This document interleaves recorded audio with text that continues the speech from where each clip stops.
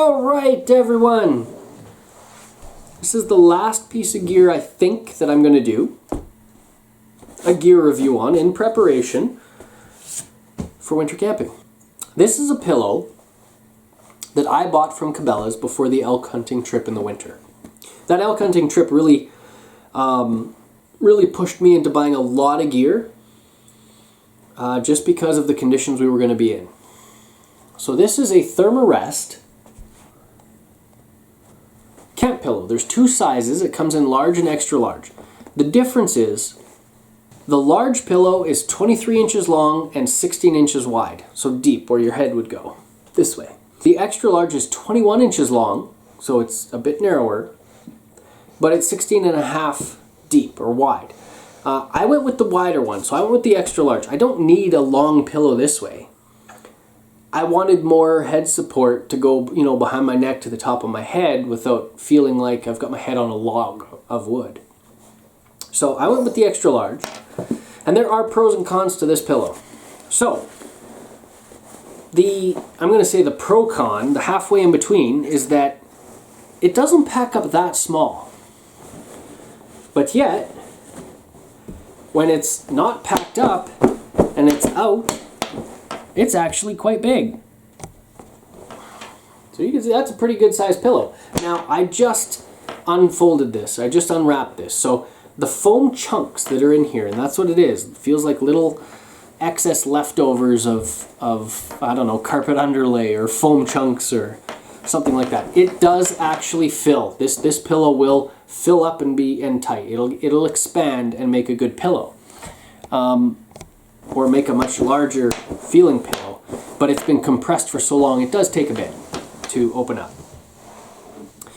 So another pro is that the material, it's quiet. When you're laying in your sleeping bag and you're rolling your head around side to side, you don't hear crinkling or crunching.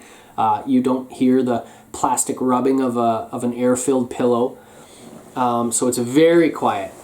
It's extremely soft to put your head on here. It feels fantastic. It's so soft. It has two sides. This side I don't use because you can see here there's the other side of the seam. This is the top of the bag basically when it's compressed. So I fold the flap to the back side, flip it over. Here's my pillow I put my head on. It's wonderful. And you can see how deep it is too. Like this is 16 and a half inches, but that's plenty for your head. So it's kind of a con that it doesn't pack up very small, but it's not really a con because of what you get when it's unfolded. It's quite a good size pillow. Here's the big con with this pillow though. You cannot use it like this. It is not thick enough for me. Maybe you can, but I can't. So what I find I have to do is I end up folding it and using it as a pillow like that. And it's still plenty deep enough to support my head and neck, and then it gives me the height that I need to sleep comfortably. So even though I can't use it as one layer and I have to fold it, it's still plenty big enough for my head to be put on here and have a comfortable sleep, and it's soft and, like I said, very comfortable. $35.99 from Cabela's. 36 bucks.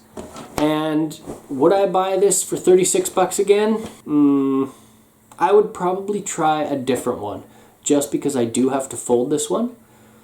But I have not found another foam-filled compressible pillow like this in that price range that I feel would be even adequate. All the pillows I see coming out today are air-filled. You blow them up. And I absolutely hate that. I do not like air-filled pillows. They are making some nice flatter ones where they're actually stitched in the center like a Thermarest or a sleeping pad, so that it's not a bubble you're trying to stick your head on, where it is actually flat and it has kind of a velvety or felt top or something on it. So they are interesting to me. However, I do not feel that an air-filled pillow is as soft as this will be.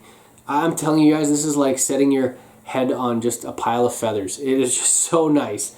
But I am interested to know how other pillows feel, because this is really aside from taking a pillow from home, which I've done before camping. This is my actual camp pillow, and this is the only one I've ever had. So can I really compare this to anything else? No. I mean, I have used air-filled pillows. I hate them. I almost refuse to use them going forward because I hate them so much. So for the $36, for what I do, having to fold it in half, not a big deal. I do enjoy this pillow. I like this pillow. I've had it since 2013, I think it was 2013. I'm not 100% sure. For sure 5 years, probably 7. And I mean, there isn't a stitch out of place. There isn't, I haven't even like sweat stained this thing. It's in perfect shape. The draw cord strings and everything are intact. Like everything is still mint. Perfect. So I do like this pillow. It's just not a piece of gear where I'm like, you gotta buy this. This is a great addition. I think a pillow is kind of a personal choice, and you really need to know what your body needs for a pillow. So I can't even push this as a you need to go buy this because it'll be a great addition to your kit. I'm going to say that if you're a back sleeper or side sleeper and you need a decent pillow support now in your own bed at home, you're going to be folding this in half, but it's still going to be extremely comfortable. So I'm going to fold it up here now. And again, I've used this in minus temperatures. Really cold. Usually I'm wearing a toque and that kind of thing in bed, but it's definitely done its job. And this pillow was supportive, and folded in half it was supportive. And it did the job, and it did it well. It was comfortable. That's the biggest thing, right? It was comfortable. I didn't have to put a sweater over it to make it soft or to raise it up. I just folded it in half, and it was a dream to sleep on for me. But again, it's not that small. Like, it's kind of big. But if you compared this to a normal size pillow, let me get you one. Okay, that doesn't even fit in the frame. This is my pillow I sleep on out here at the cabin. So you can see, to be camping for 9 days or 10 days or 2 weeks or whatever, and having to use this is not a bad idea. It's not a bad deal. It's pretty good. And considering the size of it and how comfortable it is, it did just fine. So that's it, guys. I hope you enjoyed this series of gear review items. I am getting the itch to go winter camping, and you'll probably see some more drone videos after this before I actually go winter camping, but you can definitely bank on seeing some winter camping and drone videos combined. So I hope to go back to the same place I was winter camping last year. I really found a good spot, and I would love for you guys to actually see drone footage of the area I'm camping in. It's pretty spectacular, and it feels very northern. It feels very much like my hometown. So it also has a lot of meaning to my wife and I here, because that's the first place we went to when we moved to the city from up north. Talk about culture shock, where in half an hour after work in my hometown up north, I was already on the lake with a beer in hand and a fishing rod in the other.